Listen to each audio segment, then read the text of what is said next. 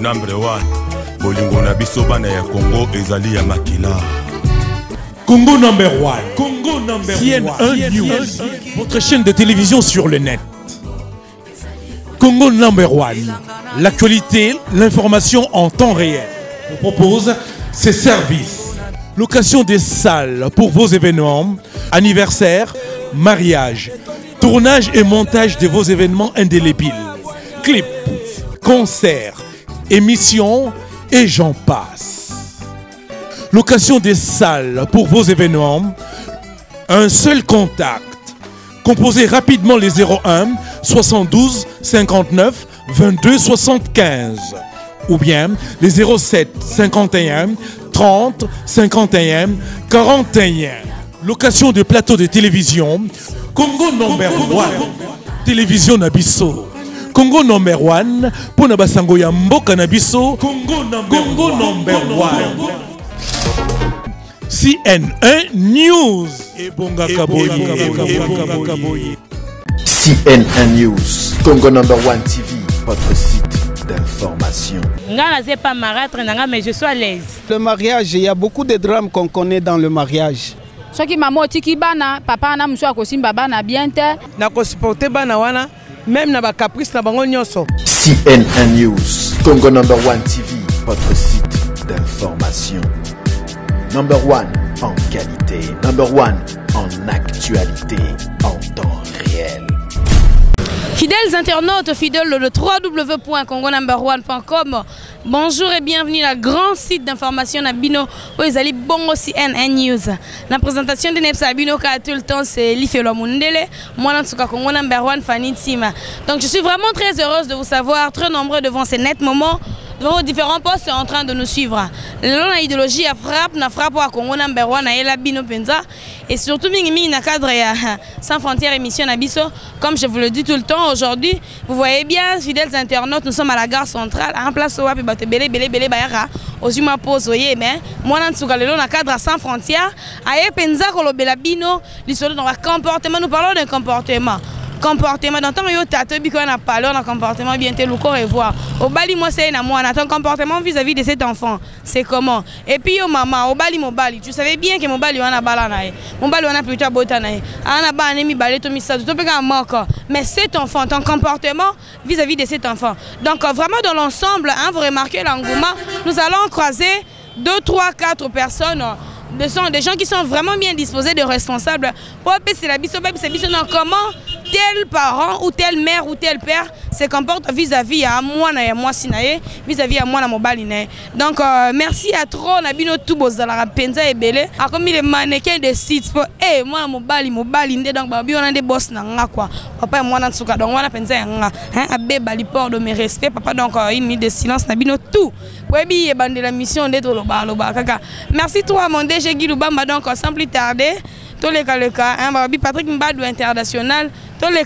cas pour yoka baton to kutana baton to sola après ça bi ce point de vie et on se retrouve juste après. CNN News. Congo number one TV. Votre site d'information. Number one en qualité. Number one en actualité. En temps réel. Bonjour messieurs. Bonjour. Vraiment, nous sommes CNN News dans le cadre de cette émission Sans Frontières présentée par Mwana Tsuka Fanny Tima. Aujourd'hui, nous voulons savoir nous parlons de comportement des parents vis-à-vis de leurs enfants, pas des enfants biologiques. Tu maries une femme qui vient avec une fille ou un garçon et le comportement de ces pères-là n'est pas très bon à l'égard de cet enfant. Qu'est-ce qui fait cela?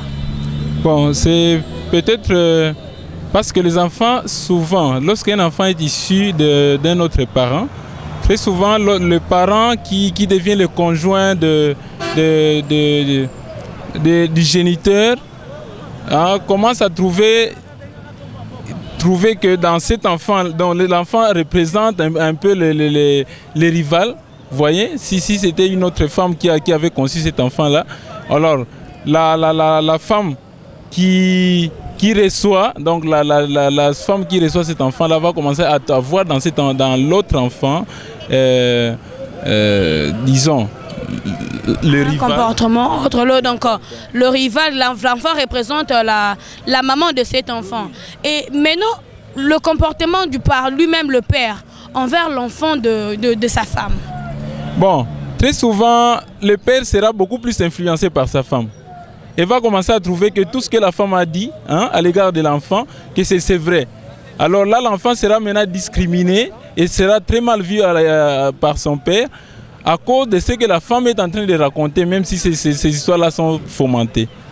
Vous voyez un peu. Et nous trouvons aussi des enfants de la rue qui sont cause certainement de ces genres de situations, qu'un père épouse une autre femme et puis ces enfants débarquent à la rue.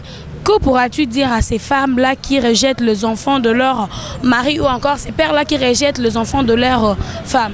Bon, moi je vais dire ceci. Nous les appelons des enfants Ismaël, vous voyez? Donc des enfants issus d'une autre mère et que peut-être que la mère là est déjà morte ou il y a eu divorce. Cet enfant est un enfant comme les enfants que toi-même tu as conçus et que tu as enfantés. Alors, ce ne sont pas seulement les enfants biologiques qui vont te prendre un jour en charge quand tu seras incapable de pouvoir produire un travail rémunérateur. Même les enfants adoptifs pourront t'aider un jour. Vous comprenez un peu? Donc ça, c'est un mauvais comportement de pouvoir haïr les enfants qui ne sont pas venus de tes entrailles. C'est un très très mauvais comportement. Il suffit simplement de les aimer et vous allez voir que les enfants vont se soumettre à vous. C'est simplement ce que je voudrais dire à ces parents-là. Ok, merci beaucoup. Merci, je vous en prie. César Loboko, le grand Mosenge. Penza Oyoki, Anvielanga Penza Oyoki, le grand Mosenge. Babi Tozo Ekuchu. Tozo Zela Penza Ekuchu na maboko ofunga mamona tsuka. Entala ilo mona tsuka lobeli na sans frontières. Donc c'est que raté tenenge Congo number 1 ne rate jamais. Et César Loboko peut rater jamais donc. Babi Patrick Mbadou, li solongo Penza continuer pour elenge li solo bandi déjà koya. Donc to kutana na bandeko bo bandeko bazalaka disposer. Bae biso penza ndenge nini yango batata batongo ba se comportaka bongo et puis ba comportement bazalaka ndenge nini. Soit opesa bolingo nyonso to sala ndenge nini. Donc to yoka babi ya Sylvie Kabeya balobi mwasi ya kitoko mwasi ya pembe donc moi en tout cas leki no alors la solo c'est belé. CNN News, Congo number 1 TV, votre site d'information. Lorsqu'on aime quelqu'un, il faut aimer tout ce qui est en elle, tout ce qui est autour d'elle, tout ce qu'elle aime. Moi, je pense que c'est cela, d'abord au départ, parce que c'est l'amour. Et lorsqu'on aime quelqu'un, il faut aimer tout ce qui est autour de lui, tout ce qu'elle aime, tout ce qu'elle n'aime pas. Je pense que c'est cela. Ces enfants-là, je dois les prendre comme mes propres enfants.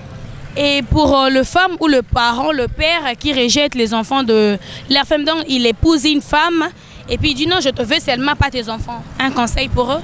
Ah non, ils doivent cesser. Ça, c'est diviser les familles. Vous savez, le mariage, il y a beaucoup de drames qu'on connaît dans le mariage.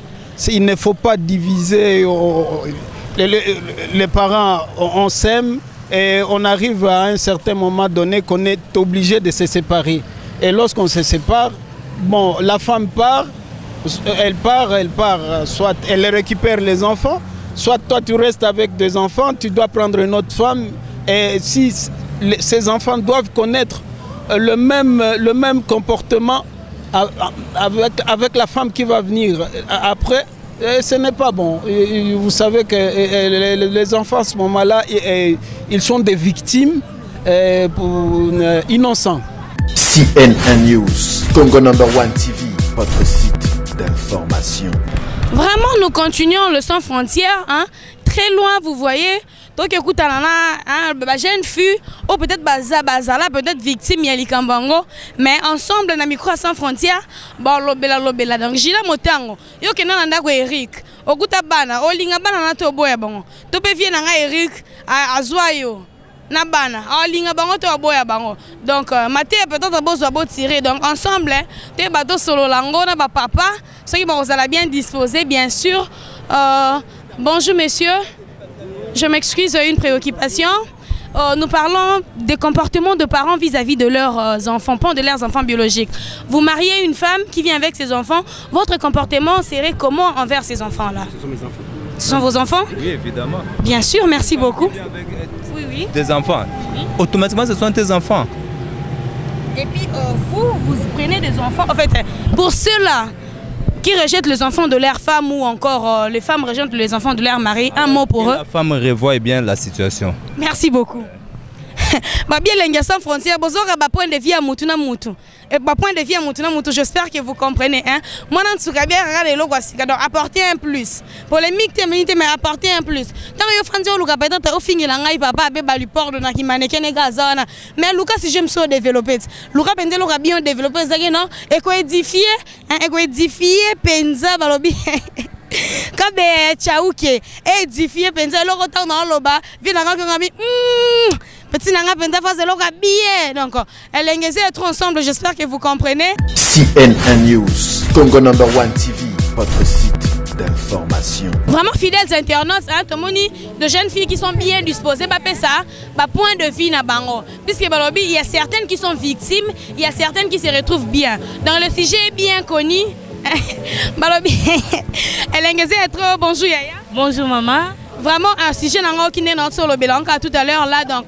Et ça que le Bela Penza, n'engeni comportement et papa vis-à-vis na bana na bango. Mara très bon bilo rondeng wana. En tant que yo moana, idée na weza nini par rapport à wana? Eh ben ngai pona ngai na ko ino na nini wana te. Ngai na c'est pas marâtre nanga mais je suis à l'aise.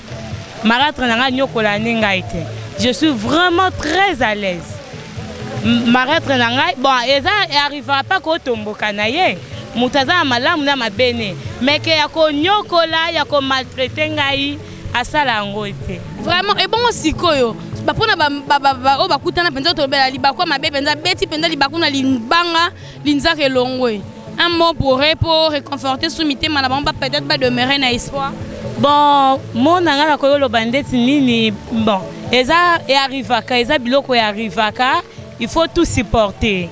Et le but est que olongwanda kuto obebisa ba makamu non. Zalaka bien, peut-être plus tard à quoi changer pe ba idée, maman koko mané pe bien, ba kangaka motema, ba abandonner ba parents na bango. Merci beaucoup. Merci. CNN News, Congo No. 1 TV, votre site d'information. Vraiment fidèles internautes, hein, tout le ba maman baza bien disposé, ba maman o bana expérience à ma bala, bana expérience à ma bala, ba bindenge ni le rapport peut-être ba édifier ba jeune fille oyo, ba kutani na ba occasion ngo mobali na ya balié, ayena mwana moko la fille zo sasone ni maman ça bien disposé pas pesa biso point de vue na mbote maman. Mbote maman. Maman na ngai penzo ki si jenga na otiko développer awa, eza likambo yo maman obali ndeti boye maman obala. Mobali na yo aye na bana na libala tout ou soit yo po na bana na libala comportement na yo vis-à-vis na bana on ekoza la ndenge nini. Merci maman pour la motuna. Comportement na nga vis-à-vis na bana wana eza ya liboso na kuti mobali wana za na bana. Ndenge alingi ngai pe na sepeli na mobali wana ndenge aza na bana. Ya liboso fona linga bana mobali. Na comme ça bango na ramoko na bana na ngai. Ndepe na kosenge pa mobali wana alinga pe bana na ngai akomisa bango lokola bana na ye. Alors na kozwa charge ya bana wana na ko supporter bana wana même na ba caprice na bango nyonso fona supporter nde na supporter ba o ya ngai. Et bon moment liloba peut-être na ba bandeko basi to bandeko mbali bazo bunga akuti mwasi na bana lingi mwasi alingi bana te to pe yo lingi mobali olingi bana te moi liloba. Wana eza kobunga. Parce que tango lingi mobali wana okutaki déjà biso na za na bana. Ndengo linga ki ndengo pe ko supporter ye na bana na ye. Alors soko lingi ye sans linga bana ne ozana amour intérêt o lingi nde ya bokola oya yo mais o bwaka oya ye. Wana za mwasi mabe. Wana za mwasi ko vivre na été. Po alingi mobali na intérêt. Soko lingi mobali linga ye na bana na ye, linga ye na makamne nyonso o supporter bana na ozwa bana na lokola bana na yo. Comme ça pour ça foyer kitoko et puis le bana na bien que vous allez bien nzambe pas pambola bien. Merci beaucoup maman. CNN News, Congo No. 1 TV, votre site d'information. Otima ya ngai na mobile na ngai to ya ye na mwana tonga na ye na bana ndaku. Indépendant na mutu. Na mutu oyo aza motema ya mawa ya kobokola bana wana. Pe dépendant pe na bana oyo ba ye na ata ndaku wana. Soki ba na misala na bango de ya mabeke ba ko bebisa libala ya mama na mona papa na bango ezalaka ka bongo. Ngape bana na ye na bango soki na sali ke mutema mabe mo be contre papa to mama et ezalaka ka bongo mais soki na zala motema na ke na sangisi bana so nisi kama na pesi bango bolingo moko et ezalaka kitoko makasi. bon on a bandé ko basio qui est lelo akutai na kawana bamubana mobali na ina ndaku mais comportement ça o indeti lobi on a tia ko sangisa bolingo moi liloba pona bango to conseil bon conseil sera que kota non éducation ya bana so éducation ya bana ezali bien wana ozui bana o groupe bango esika moko osangisi bango pesi bango amour moko na bana na yo na bana ya mobali to yo boti te okuti bana mobali pesi bango amour wana comme bana na yo pe koso baza na éducation te ozui bango osangisi bango esika moko pesi bango éducation moko ya bien opesi bango amour moko ya bien ekozala bien pona ba o bazo subir conséquences ya na ya ndako. Merci beaucoup. Merci papa. CNN News, Congo #1 TV, votre site d'information. Bonjour maman. Bonjour. Maman penza lisolo nanga yo kiango bien na lingi na ba point de vue na yo. Leo na comportement papa balio aina bana. Comportement na yo moko na no maman vers bana wana o mobali aina bango ko za ndenge ni. Ah, eza bien ka nzamba salaka mwasi moko bala mobali moko mobali pa bala mwasi moko. Po baboko la bana na ndenga bien. Kasi soki kolongwa kokabwana na mabala ebenda mobulu kaka. Soki mama otiki bana papa na musu akosimba bana bien te. Soki pe mama otiki bana mobali wana mususu akosimba pe bana mwasi bien te. Yango soki yo moko po ina bana mwasi mobali wana soka lingi bana na yote ko sala ndenge ni. Eko sala nga pasi. Muna bana na bana basi oyo baza pe na situation yango message ni ozo pesa moto conseil ni ozo pesa akute na libala mama yo boko la bana banda. Bon, nakutana nanu na likambo wana te me naza mama. Voilà, siko na bandeko basi bakutana na bango. Message ni ko pesa na bango. Na pesa message ka mutu ayeba komi batela, soki akoli akwataka libala moko, abota bana ka place moko po bana bakola bien. Merci beaucoup. Merci. CNN News, Congo #1 TV, votre site d'information. CNN News. Esengweze mingi penda talaka mwana nsuka. Dobili mo bomona bomoni ambiance bomona point de vue ya mutu na mutu. Donc Michel Mbongo tout est calculé vient nga de Bundes. Mbongo ya ba Michel ya ba Mbongo nyonso pa neza calculer donc mwana nsuka yeyo quoi. Vie oki sujet. Donc ça ma penza vie madame ena mwana na habite point de vue no ezani. Donc na komaka kuna na Bundes na tamusa baladeur hein. Rachel Mbandu motema Joël Kudinga. Donc Rachel Mbandu motema Joël Kudinga bogar sans produit donc babi ndeka bozawana o Joël aza libanda zana mwana comportement no ezandeni envers ye kabali solo donc elle est trop balobi vient na ngai César Loboko Gumingi donc Tantine li moi ça pembe on a motema ya kabeya ya chau qui vient na Marcel donc on a peut-être on a bayaya mwana nsuka John Triple K donc l'engeza mingi tolobi tozo solo to na gas tobi to kemsika te po ande baza motiver pour baloba donc ça c'est vraiment quelque chose de bien. J'espère que yaya moi si ce qu'on peut s'abiso point de vue na yo tout à l'heure là nous développons un sujet que moi si à cause la ndenge nini ndeti yo boye obali na yo mobali na bali yo azana mwana ayena mwana yo zui mwana wana fo boko le comportement na yo koza ndenge ni envers mwana wana mwana a faut respecter nga na mama naza déjà mama na nyonso na sala fois loba na boko le pe bien nga pe na saki motema mabete na ye aza mwana ngai c'est ça mwana nga aza mwana nga fona d'accepter éducation poto ke bien. Et bon on a bandé ko basi on est jeune loko ayo amoni kaka na bokola na nka mwana mbanda boye penza conseil ni ko pesa kaya bazara courage ba bokola mwana mbanda bien mwana ba alanda kaka pousse le roi mwana nyonso abokola mwana bien après sa éducation là c'est après ça faut mwana en bonne santé bien. Merci beaucoup. D'accord. Bon on aime bien si on a vu mon homme pas sa point de vue nae mon homme pas sa point de vue nae Baudry riche o Marion ndenga zawana soit ke boka makote misusi yo ke no Marion yebe kuna ye na oya ye bozandeni boyoka na te yo kote lo Marion to ye kote la soki Sainte ya soki penani donc to kutani pena ba sol biso ba pesa biso moi point de vue na bango soki ozandeni. Bonjour papa. Bonjour. Vraiment si je n'angai na so développer ezali lelo yo bali moi ezali comportement ba parents vis-à-vis ya bana ya bandeko na bango bana ya basi na bango obali moi sai na mwana comportement na ezala ndenge nini envers bana wana obali mwasi na bana to pe yo ke na bana na yo na libala obali mwasi ke na bana comportement na yo envers bana mwasi ko sa ndenge ni to comportement ya mwasi na yo envers bana on ezandeni. Bon problème eza kaka donc yo comportement so yebi comportement na yo moko ezana no malamu faut linga o s'adapter na bana ezala ndenge moko eza ndenge wana po ntango olingi mwasi ntango aye na mwana ye osani oboya ye te oboya mwasi likolo ya mwana ntango olingi mwasi ntango aza na mwana olinga kaka te.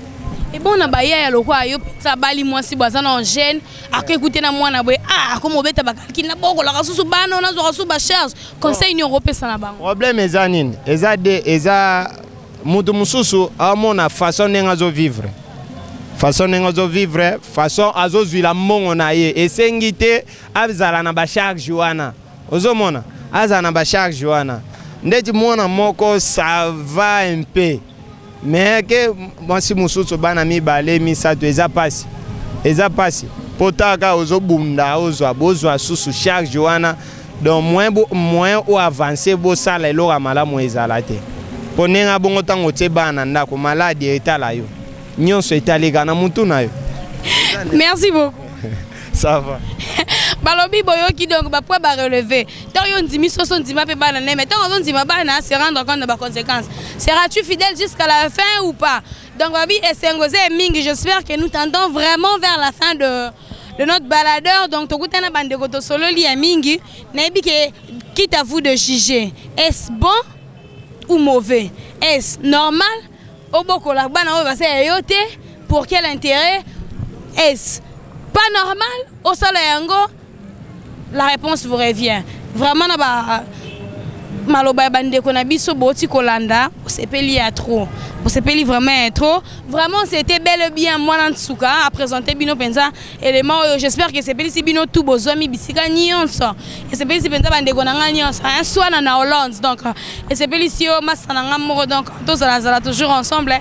Merci à vous tous qui étaient vraiment très nombreux à nous suivre. Européen biso penza temps yo pour boyora yora moi Nsuka mingi bolanda sans frontières surtout idéologie à frappe na frappe donc ndenga na sabino kana linga bino bien na sabino revoir te pour na poso katelo côté mais le temps nous presse, on est derrière le temps, on a choisi donc merci beaucoup à l'équipe technique. Je vois à la caméra, à la prise de vie, c'était bel et bien Patrick Mbandou international.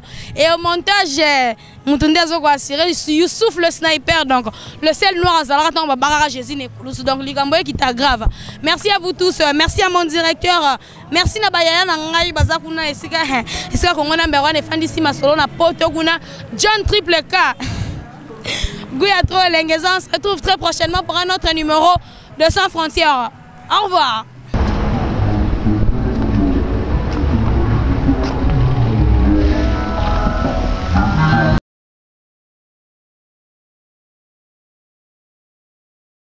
CNN News, Congo #1 TV, votre site d'information. #1 en qualité, #1 en actualité, en